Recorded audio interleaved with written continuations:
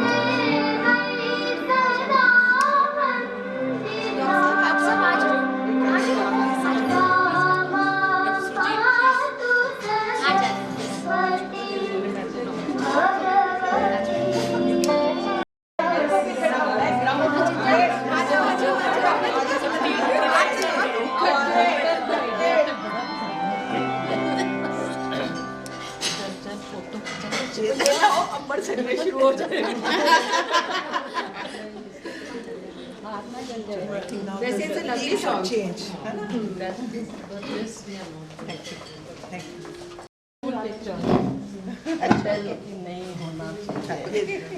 Satisfying your taste, but now I think everybody is ready with for the academic session. But before that, I congratulate Dr. Sushma Chawla for taking over as IMA president, and I am sure she is going to take this IMA to a great height. And she is the first woman IMA president of Jalandhar. So, long live women power. And I request her to speak and give some message to Meher Bottle Society from IMA as IMA president. Okay, what we are going to do, each one of you are going to write some suggestion. सभी सोच रहे हैं कि कुछ अलग से होने वाला है, वो अलग से क्या होने वाला है वो हमने सोचना है. So जो भी आपके दिमाग में है, please put it down in black and white and give it to me. Because what I have in my mind, I maybe are going to have a ladies chapter, maybe the wives are lagging behind, and I don't see the women power what we expect in the IMA. So each and every, but it must make it a point to come. Most of the time what happens, the gents are there, the ladies are reading at home, so we can have a women being also. And maybe yesterday Ritu said, Habbi and I am going to leave my child if I come here. Both of us, we are here, we are going to. So there should be something, some activity for children also. This is in my mind. But whatever you have in your mind, please put it down. So adolescent program, menopausal program, we are going to start, Club 65. So those people who are above the age of 60, they are going to be 65 plus any time. So let's start working, because IMA house has to run. Till now, for all these years, I think I was in Jalandhar in 1980. I left civil hospital in 80. Since then, we are working on IMA house, and at last, now we have it. So we have to run. So all good suggestions, we must make it a successful thing. It needs finances, it needs running, but Club 65 means everyone who is above the age of 60, 65 must come, make a club, and make it a real vibrant place to work. Similarly, you can make it 50, but मेरा ख्याल था, जैसे for example, Dr. Malvinder है, doctor Ravi पाल हैं, doctor Baweja हैं, doctor दलजीतम Singh हैं, उनको कौन लेके आगे आने वाला है? अगर कोई ऐसा फोरम होगा, ऐसी जगह होगी कि all of them they can sit, और उनका लाइफ टाइम एक्सपीरियंस है जिससे हम शेयर कर सकते हैं। ऑफ कोर्स मेरा भी उसी में ही है, I am also one of them only, but this is one thought, क्योंकि जितने भी लोग यंग हैं, they are so busy with their practice, I don't think anybody is going to come so fast. वहाँ पे जिम रख लो, dance रख लो, कुछ भी रख लो, हर कोई नहीं आने वाला। सो this is what I have in mind. मगर आपकी सब सजेशन हमने सोचनी नहीं, प्लीज लिखनी है, मेरे को देनी है, और मेरे साथ होना है, so that we can make it a success. So this is my dream. And of course mother Teresa house, आप सच सच बताओ, आपने कभी किसी ने उसको विजिट किया है? कभी नहीं किया? सचमुच में please celebrate your birthdays there. अपने बच्चों का बर्थडे उधर सेलिब्रेट करो। मैं लेकर डॉक्टर साहब को लेके गई थी, अपने 2 डॉक्टर्स मेरे डांसिंग पार्टनर्स को लेके गई थी। You really you melt. आप सोचते हो कि हम क्या कर रहे हैं, हमको किसी के लिए कुछ ना कुछ करना चाहिए। Doctor Shalini you were there, you remember, और तब से आप उसको विजिट कर रहे हो, है ना? हम इतनी सेलिब्रेशन करते हैं, सब celebration with those disabled children, really you are really feels like for them. इसी तरह ये है अपना, there are so many other places. So a small group मत करें, no photography, no show offs, just go quietly 3-4 अपने अपने areas के जो एरिया है उनको कवर करें। गो इन ए ग्रुप, ज्यादा चीजें ना लेके जाओ, 50 रुपए की 100 रुपए की चीज थोड़ी सी इकट्ठे मिलके ले जाओ, समथिंग। एक बार ये तो कहते जी हमारे पास टूथपेस्ट नहीं है उन बच्चों के लिए। सो छोटी छोटी बातें, it's going to make a difference in their life, and I think all beautiful ideas I can have it from you. You got so many beautiful things to tell me, and please write it down, otherwise I think I will be lagging behind, and we have to make this year a really successful year, because this time they had the best prize for the secretary and the best prize for the president. So I think we have to do something more than that to go ahead. So thank you very much for giving me an opportunity. Another message from Indian Medical Association, IMS. There's going to be one meeting on 9th of March, है ना? So Dr. Shalini and both of us, we were in Mumbai. So Dr. Maninder said the next meeting in Jalandhar on 9th March. So we have to work on that. Okay? Thank you very much.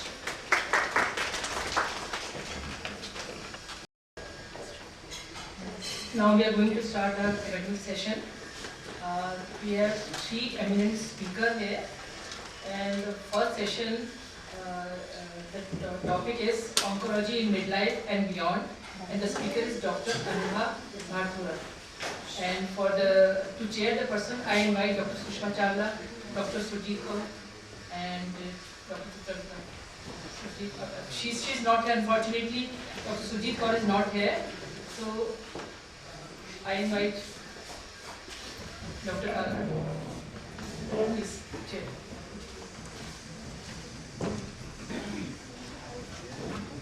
United States. Dr. Anubha Bhartua completed her graduation from the University of Delhi at Maulana Azad Medical College and Associated Hospital.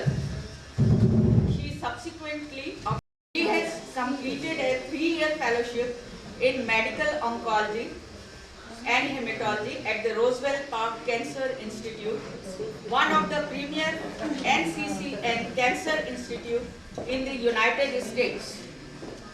Dr. Bhartua has expertise in the specialized medical management of 4 types of solid tumors, including breast cancer, lung cancer, esophageal cancer, head and neck cancers, liver and gastrointestinal cancer, gynecological and prostate cancers, among the others. Now I request Dr. Anubha to come in front and start already. Sorry, I got interrupted. No problem. She couldn't be here, but she called me a couple of months ago and she told me that she wanted to talk a little bit for oncology for the postmenopausal patients, basically. And so I tried to make it a kind of an awareness talk and what we should be talking about patients and looking for in our patients at that time. And once again, I'd like to thank all the organizers and I'd like to thank everybody for taking time out of their busy schedules.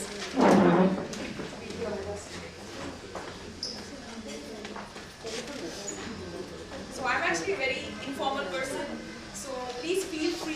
stop me during the lecture if you want, and if you want to ask any particular questions. Like I said, it's a very general talk, and it's I know that we have both doctors and also non-doctors in this forum, so that's why I made it more general. But if you have any particular questions and any thoughts and anything you'd like to share with us, then I'd like you to stop me and just we can make it a more interactive session than a didactic session where I'm just talking and you're just listening. So it would be funner, I think.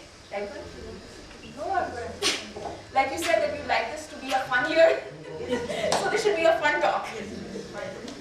Okay, so oncology in midlife and beyond, and I think there are a lot of changes. Obviously, I mean, a lot of you are gynecologists said that a woman goes through a lot when she enters menopause, and there are a lot of changes that are happening in the body, and I think not just the body but psychologically and socially also, that she's going through a difficult time. But I also think this is a time where she has the opportunity to focus a little bit more on herself, because she's been so busy throughout her years taking care of her children and her family and everything. But maybe this is a time to step back and focus on her health and her needs. And we should encourage our patients during this time to come and see us, maybe come for regular health checkups annually. Unfortunately, medical care is still not available to all. And I trained in the US where it was mandatory for a patient to come for their annual health checkup. And they didn't go to a specialist, because here everybody has a stomachache, they want to go to a gastroenterologist. They don't want to go to their primary care physician, which is a little bit of a problem. Because we want to encourage patients to come in not when they're sick, but when they're healthy.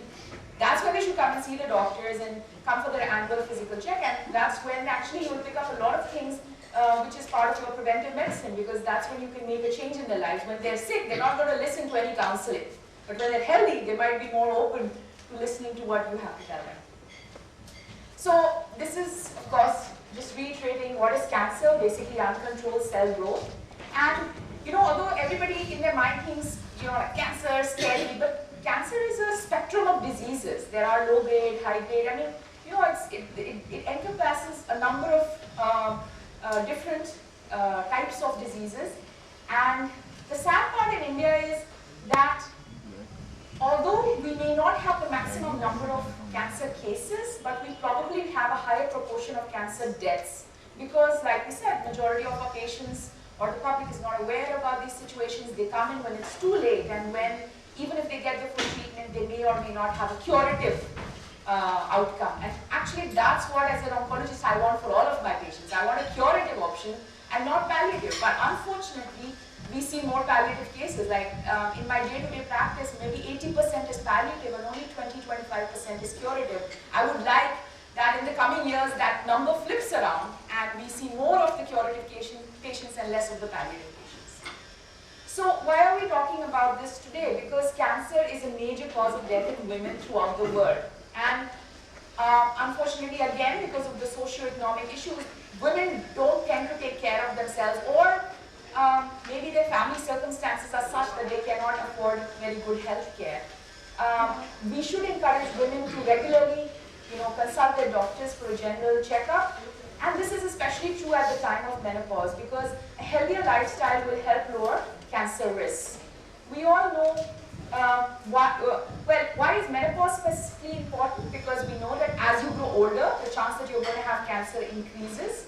And this is an important milestone. We talked about how this may be an opportunity to catch the woman, tell her to come in, talk to us, reassess her health, and make changes. Maybe she didn't have time to exercise, throughout her life, but now she has a little bit of time. You can tell her, maybe lose some weight. If they're, they have alcohol, smoking, which was less earlier, but I think now with the more urbanization and westernization that is going around us, more women are actually smoking and drinking, and encourage them to make changes in their lifestyle which will help them to have a cancer-free life. So, although there are certain cancers that decrease as we grow older, like certain leukemias and lymphomas may not happen that frequently, majority of the cancer increases as we are growing older. So, again, we've already talked about this. There is an increasing incidence of cancer in India. If we live longer, there's a higher chance that you're going to get cancer. And like we said, most cases are diagnosed in advanced stages and not curative. So 80 to 90% of all cancers are due to environmental factors. And lifestyle-related factors are the ones that we are trying to target because these are the modifiable factors. Tobacco is responsible for 50% of all cancers. Dietary practices, reproductive and sexual practices are responsible for about 20 to 30% of cancers. And what we want to focus on is prevention and early diagnosis. So, the most common cancers in women in India are cervical cancer, cervical and uterus combined, breast cancer, then lymphoma and multiple myeloma. When I looked at this, I was very surprised, but it's actually true that lymphoma and multiple myeloma are increasing in Indian women. Breast cancer probably in the next couple of years will overtake cervical cancer, and in fact in the urban areas, breast cancer is more common than cervical and uterine cancers. And again, mortality-wise, we can see that cervical and breast cancer are leading this list. Another interesting thing was mouth and oropharynx cancers are also responsible for a large number of deaths.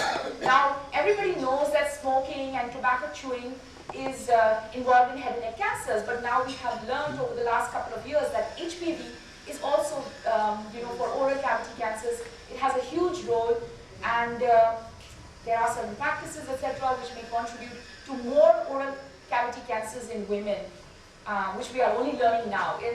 We don't know enough about HPV. We know that there is, of course, we know cervical cancer, there is the vaccine, but right now nobody really knows if that vaccine will help for the other cancers also.